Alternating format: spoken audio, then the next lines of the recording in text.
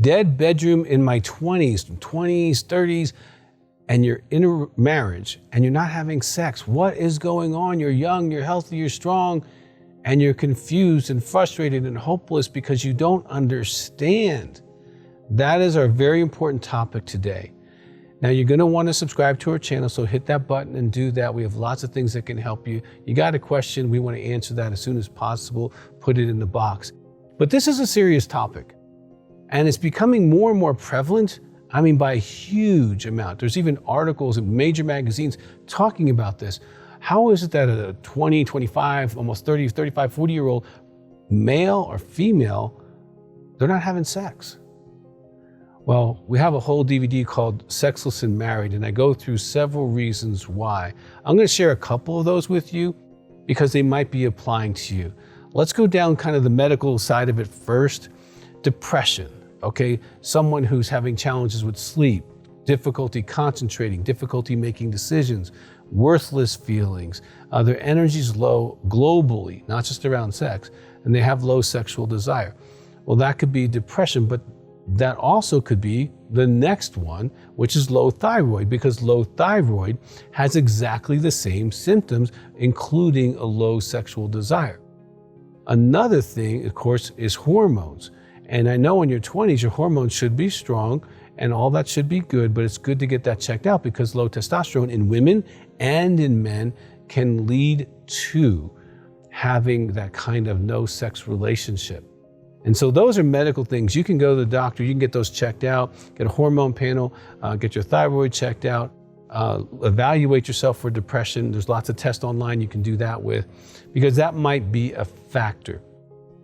Other factors are not necessarily medical. Sexual abuse, or never talking about your sexual abuse, could be a huge reason why there's no sex in the marriage. Because the person who's been sexually abused is internally trying to avoid sexuality because sexuality caused so much pain and trauma. Now that can be healed.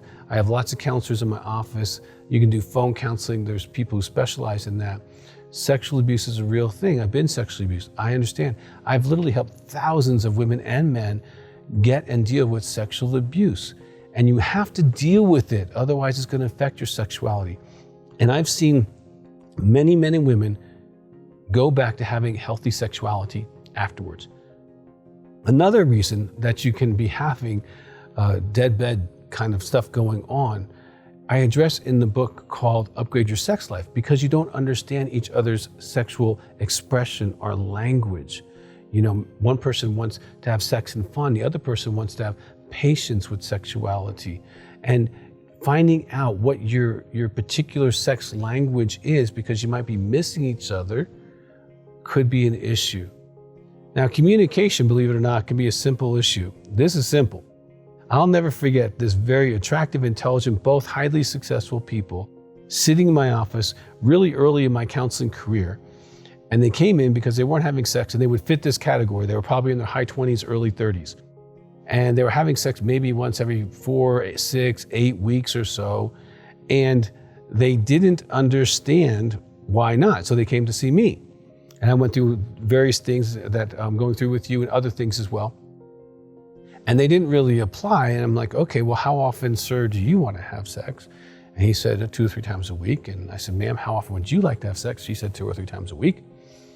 And I'm like, you both want sex 2 or 3 times a week, but you're only having it for 6 to 8 weeks. Okay, so what is your reasoning on this? Well, I'm waiting for her to initiate.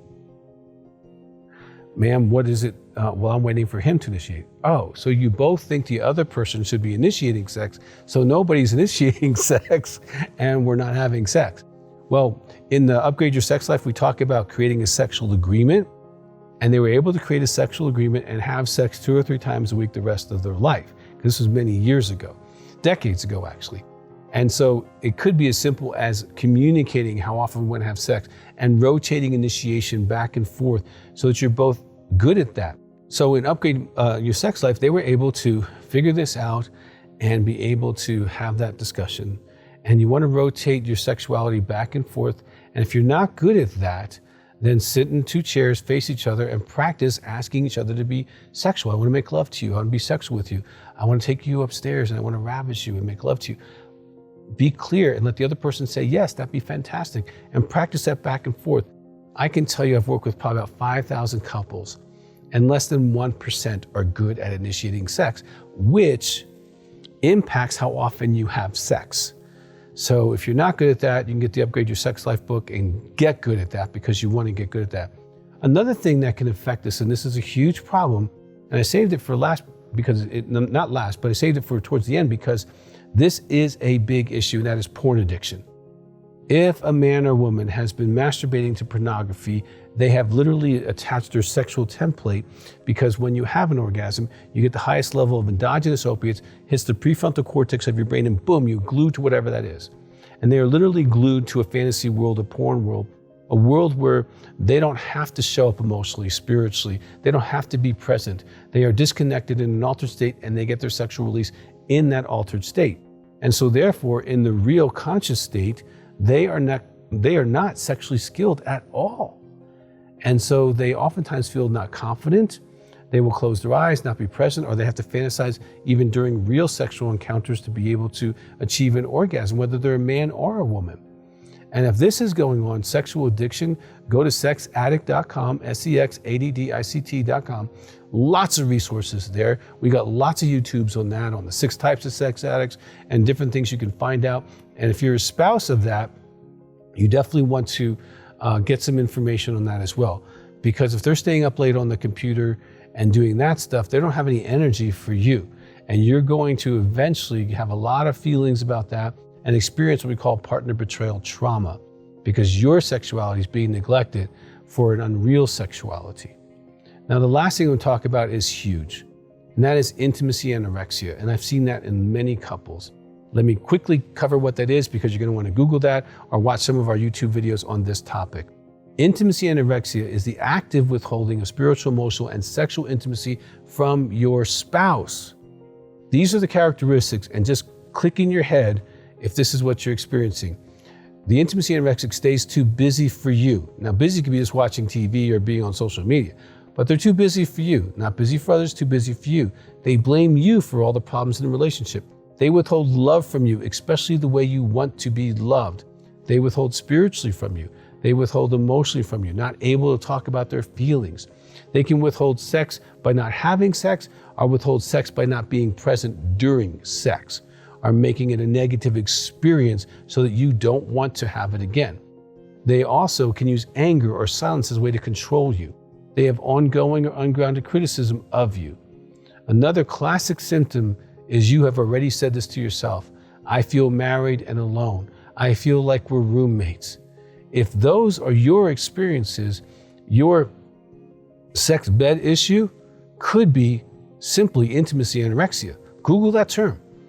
Find out as much about it as you can. But if you start going, wow, this is me, then you can get help for yourself if you're the intimacy anorexic. If you're not, there's a material called Married and Alone, which can help you go down the road of healing from this. Because we found, we did a survey of women who've experienced both infidelity, sex addiction, and intimacy anorexia. These are all separate issues, but their scores in the partner betrayal trauma book were universally very close, whether it was their PTSD symptoms, depression symptoms, self-esteem symptoms, etc. That's a real situation and it's painful, and that's you. You want help in your situation, and you want someone who actually knows what they're doing with that, because if you just go to a regular counselor, they're just going to say, oh, well, they'll give you all kinds of things. If it's intimacy anorexia, you need to call our office, 719-278-3708, and we have counselors who specialize in that, and there are resources around the country that we can point you to as well. This is very important. You want to be healthy and young and be sexual, be connected, have the best sex of your life, enjoy your bodies, enjoy your spirits, enjoy your emotions, really connect in your marriage and build this foundation so that your sexuality can grow and improve over the decades of being married. Well, I hope this has been helpful for you. We want you to have the best sex life ever. And if you need to do some work on that, that's okay. It's worth it.